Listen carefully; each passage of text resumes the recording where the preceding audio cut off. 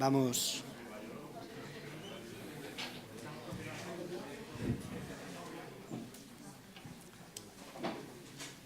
Bueno, buenas tardes. Buenas tardes a todos. Mi nombre es José Luis de la Cruz, soy el secretario de ASIPS y voy a moderar fundamentalmente, más que moderar, a presentar e introducir la mesa que vamos a continuación. Si ven en el programa, tienen dos mesas de debate, las cuales con breves intervenciones para luego dar paso al público. Lo que vamos a hacer va a ser unificar, o sea, vamos a hacer la presentación de esta mesa, la presentación de la siguiente y así a lo mejor podemos ganar espacio para la participación vuestra desde el público en cuanto a las preguntas. ¿Qué os parece bien? Así lo realizamos de esta forma y así vamos a ello. Yo no voy a hablar nada, porque si no ya empezamos a perder tiempo, así que vamos a dar paso directamente a los ponentes, que van a ir más, digamos, a un... Bueno, la última presentación de Sergio ya era muy práctica, pero vamos a seguir en esa línea de hacer ya aplicaciones prácticas para la implantación de la economía circular. En primer lugar, va a intervenir José Antonio Domínguez, que va a seguir abundando sobre el tema de la bioeconomía y dentro de la economía circular, es decir, dentro de lo que exponía el profesor Luis Jiménez de los dos ciclos, de la parte biológica y de la parte técnica. Estamos otra vez en la parte más biológica dentro de la economía circular. En segundo lugar, intervendrá Sabina, que es profesora de la Universidad de Zaragoza e investigadora, que irá a una parte más empresarial de la economía circular en lo que sería aplicar dentro de cómo introducir en las cuentas, ¿no? Si no me equivoco, las cuentas empresariales, la economía circular, de una contabilidad, digamos, de la economía circular dentro del desarrollo de la empresa. Y, por último, Abel Ortego, investigador también del CIRCE, que expondrá ya el caso, digamos, de la aplicación de análisis del ciclo de vida a un sector concreto, en concreto sería el sector de los vehículos. Por lo tanto, volveríamos a esa parte técnica, digamos, de los dos ciclos que se puso dentro de la exposición de Luis Jiménez. Sin más, doy paso a José Antonio. Cuando quieras, tienes 5 minutos para exponer el tema y luego ya tendremos debate. Cuando quieras. Muy bien, muchísimas gracias. Antes de nada, agradecer la invitación a esta mesa y yo, como así está hecho, como es una mesa de debate, lo que voy a introducir, sobre todo, voy a ir muy rápido en las presentaciones porque considero que hay algunos conceptos. Y primero decir que quizá mi aproximación a la economía circular viene más desde la última parte que ha explicado también Sergio de Fertinagro, desde el punto de vista de la bioeconomía. Primero, bueno, pues supongo que tengo aquí varios instrumentos y este me valdrá. Primero decir si la bioeconomía es algo nuevo, ya lo ha dicho antes el profesor Jiménez y también Tomás, el vicepresidente, al principio, no es nuevo. Es una etiqueta que integra conceptos que llevamos trabajando muchísimos años, conceptos que hay detrás y, sobre todo, lo que estamos viviendo es un debate y una revolución, y se ha dicho en la primera ponencia de la introducción, del cambio del paradigma económico. Lo que nos oía de todo el listado de economía que ha dado el doctor Jiménez Cerrero, de todos tipos de economía, lo que va detrás es un sentimiento y una actitud de buscar un nuevo paradigma en la Unión Europea, pero yo pienso que a nivel mundial también. Sergio nos marcaba a todos los países que ya están en este camino, en buscar algo que nos estamos dando cuenta con mayor velocidad, pero que ya es una realidad y que queremos un modelo económico nuevo, pero un modelo económico que se apila en un concepto de sostenibilidad en las tres vertientes: la económica, la social y la ambiental. Y ese es lo que pienso que hay detrás tanto de economía circular como de bioeconomía, en este sentido. Las oportunidades, ¿por qué nace la bioeconomía? Pues nació simplemente, o en Europa, sobre todo en aquel momento, salió por el tema de la burbuja de precios del petróleo y hubo que buscar soluciones alternativas.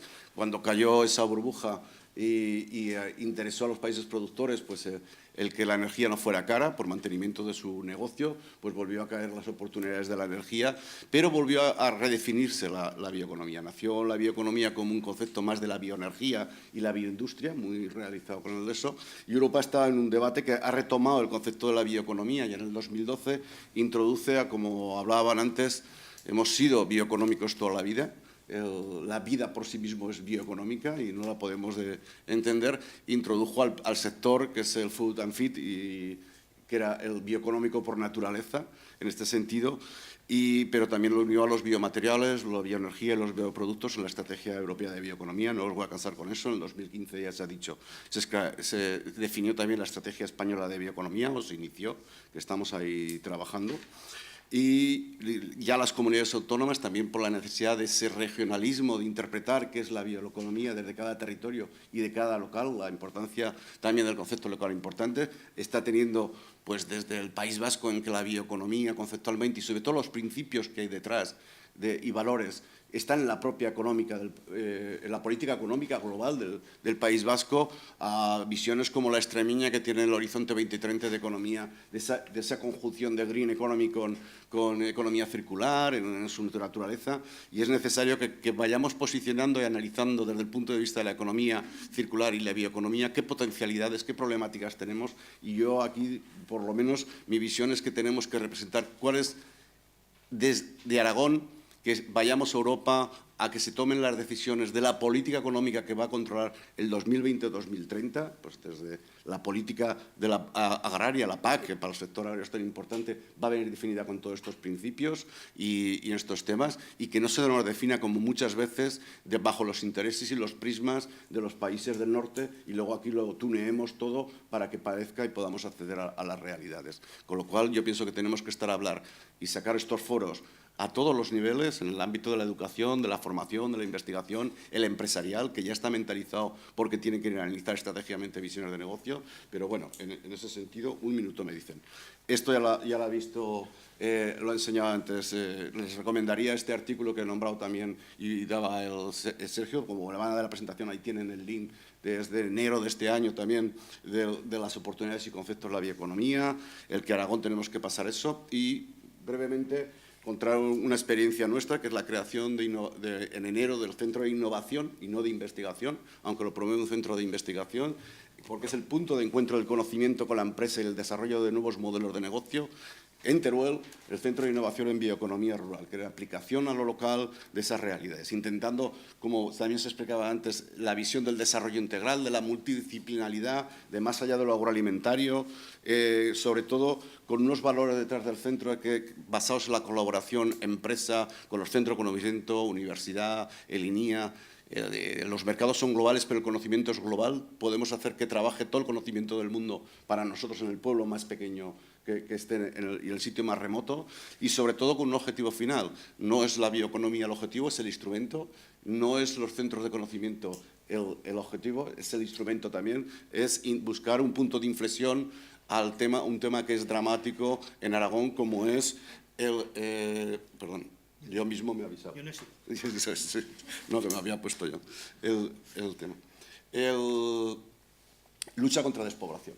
No hemos dado con la clave de dar el punto de inflexión, y queremos que lo rural tenga acceso al conocimiento, y al conocimiento que esté donde esté, en la universidad que esté, y además con las empresas. Uno de nuestros socios es Fertinagro, con esto que os estaba contando, y uno de nuestros retos importantes, y más en Aragón también, es luchar en ese punto de bioeconomía circular, que son los purines. Somos el mayor productor de carne de porcino de Europa hoy, en nuestra región, y uno de sus residuos más complejos es los purines. Lo queremos transformar en un residuo vía la generación, digamos, de la fertilización en el suelo. Poco más, de ahora ahí tenéis referencias en el ámbito de la bioeconomía, cuáles son los documentos más importantes, y para si queréis contactar conmigo. Muchas gracias y espero que haya sido... Muchísimas gracias. Y disculpar el papel de malo que me toca, pero... No, para eso. Disculparlo, muchísimas gracias. Cuando quieras, Sabina.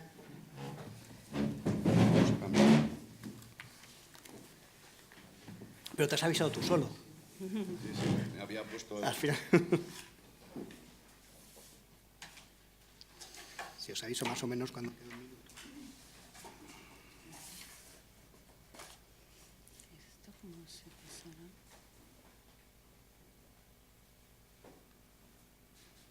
Yo creo que así se verá. Bueno, buenas tardes. En primer lugar, agradecer a Antonio y al Club de Roma la invitación. Y simplemente, pues, la encomienda es hablar muy poquito y las ideas acerca de lo que hacemos desde la investigación, y en este caso me toca el papel menos tecnológico, más empresarial. Y lo que estamos intentando hacer es dar también echar una mano a través del estudio, los principios y apoyar a las empresas en ese proceso económico, financiero y contable que el entorno de economía circular va a necesitar. Hay un estudio, el Gobierno de Aragón a través del CESA promovió la realización de un estudio. En Aragón sí que se están haciendo cosas muy interesantes, también a nivel de estudio de nivel de implantación y de propuestas para que este tipo de economía sea efectiva en las empresas aragonesas, y desde ese estudio a partir de ese estudio se empezaron distintas líneas de investigación que llevan a varios ámbitos, desde la valorización de residuos, desmaterialización, mercados de materias primas secundarias, etcétera, que ya conocemos. Y sobre todo quería hacer hincapié en que, además del nivel macro, que muy bien se nos ha explicado aquí, sobre todo a través de la interesantísima introducción de Luis Jiménez, hay un nivel micro que se aborda desde el punto de vista tecnológico, pero también desde ese punto de vista de desacoplar el uso de la propiedad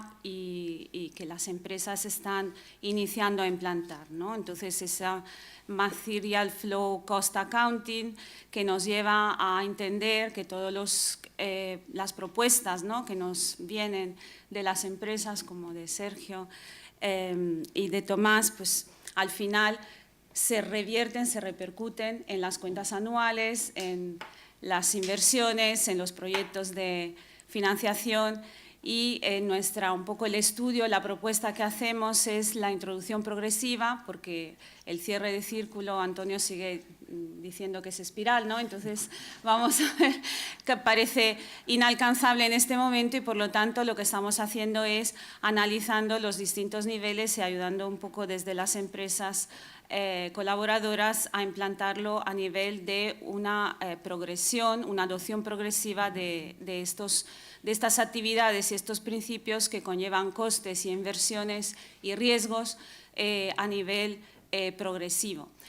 Es inevitable pensar, cuando estamos trabajando con empresas, que a cualquier tipo de modelo de negocio, cualquier cambio en el modelo de negocio, se tiene que también digamos, producir un cambio en el nivel organizativo, ¿no? Y seguro que las empresas que están aquí lo están viviendo, porque inevitablemente ese cambio en el modelo nos lleva a cambios organizativos que parecen de segundo nivel después de los tecnológicos, de los retos tecnológicos que tenemos tan importantes, pero que al final conllevan, ¿no?, y influyen en el día a día y en la, digamos, la rentabilidad de la empresa.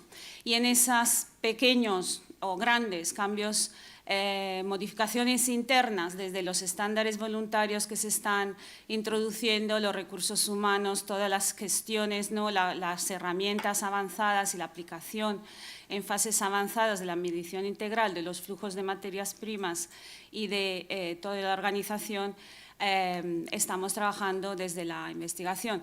Una breve mención también a riesgo, ¿no? Modelo de negocio, nuevos riesgos, y pasar de riesgos lineares a riesgos circulares. Hay riesgos que conlleva la inversión, pero también una comparación que cuando podamos lo podremos debatir en detalle, ¿no? La comparación entre los riesgos financieros actuales lineares y los riesgos financieros que se nos van a plantear a través de este nuevo modelo. Impacto socioeconómico, es cierto que se están generando empleo y que la expectación que esta economía nos da de cara a la intensidad en mano de obra, ¿no?, y lo que hemos estado viendo en la primera parte es halagüeño el futuro de cara al empleo, pero de momento no lo estamos midiendo o no lo estamos viviendo en el territorio, ¿no? Los empleos se generan muy paulatinamente, muy despacio, y este tipo de modelos se está implementando quizás demasiado despacio, y por lo tanto su impacto socioeconómico también se está viendo muy paulatinamente. actividades muchísimas. Aragón, aunque no esté en el mapa de los planes autonómicos, sabemos que está a punto de hacernos saber y dar a conocer la ruta para esta comunidad autónoma de la economía circular, muchas actividades que se pueden ir incluyendo en la parte del círculo desde el punto de vista empresarial y regional y contable, cómo no. Gracias.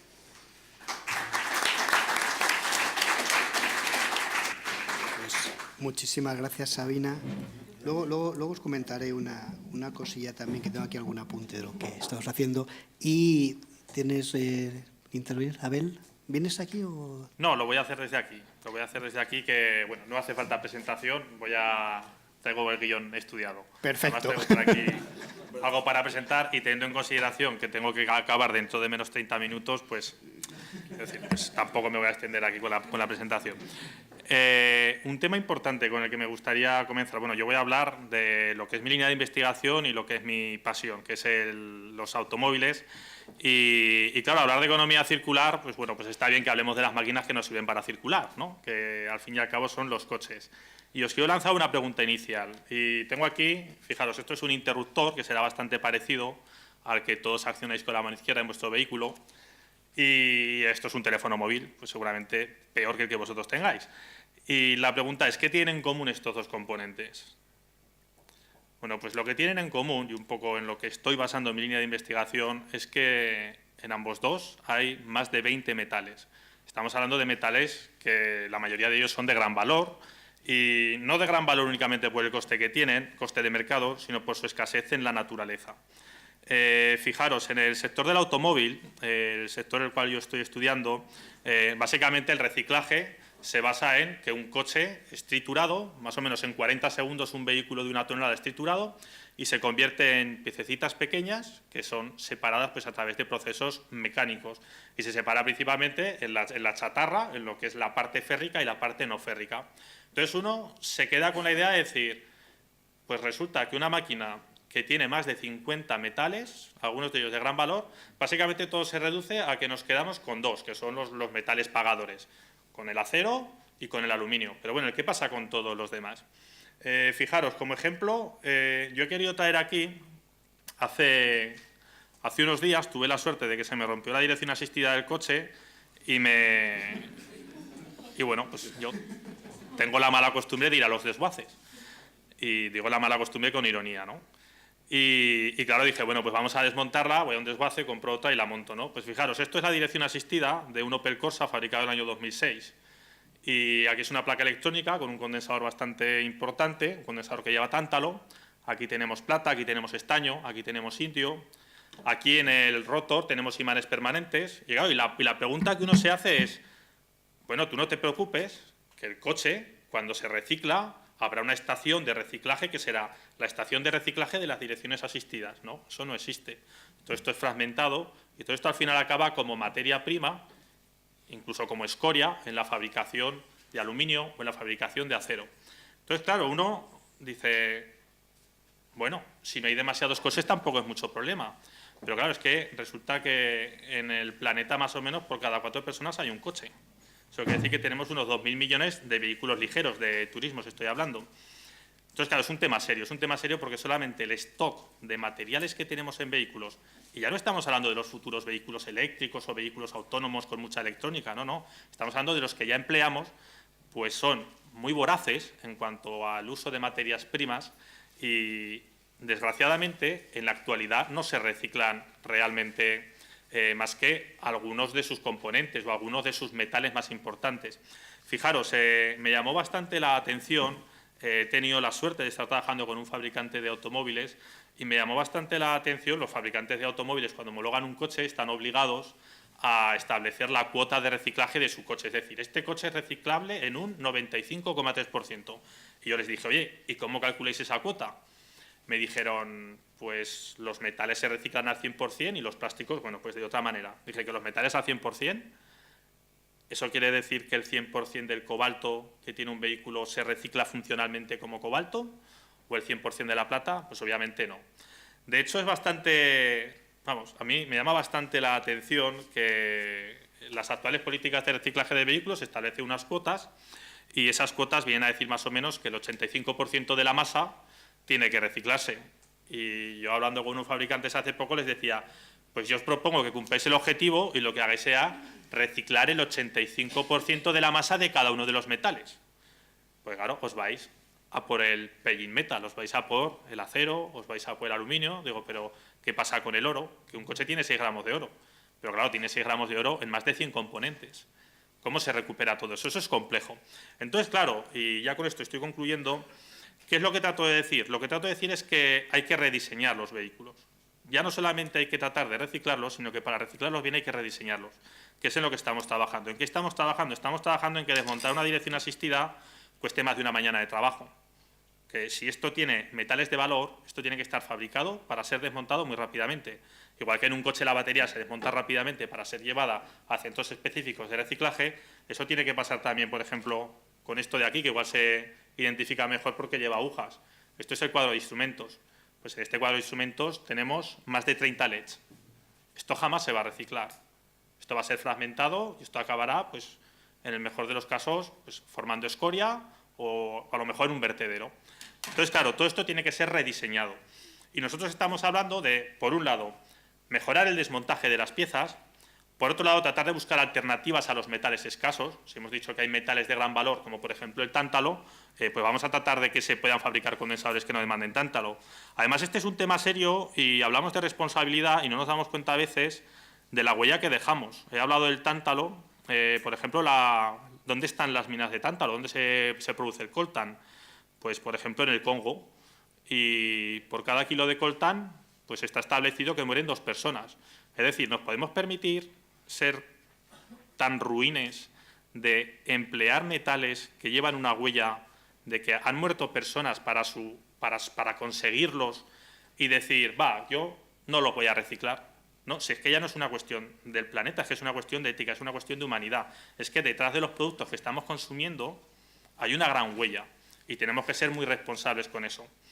Y ya para acabar, y volviendo un poco al tema del automóvil, os quería decir que fijaros que anecdótico es que el sector de la fabricación de vehículos, cuando establece las cuotas de reciclaje, le da el mismo valor a un kilo de hierro que a un kilo de litio, que a un kilo de oro.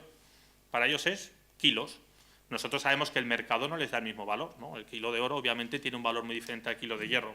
Pues fijaros, esa normativa es la normativa que rige el reciclaje de los vehículos y nosotros estamos diciendo eso tiene que cambiar y la contabilidad tiene que hacerse a través de un concepto basado en la termodinámica que el profesor Valero ya desarrolló y, por ejemplo, nosotros hemos identificado ya en un caso concreto como el 27% de los metales no se reciclan. El 27% del contenido de metales de un vehículo no se recicla funcionalmente y eso, desde luego, es algo que tiene que cambiar.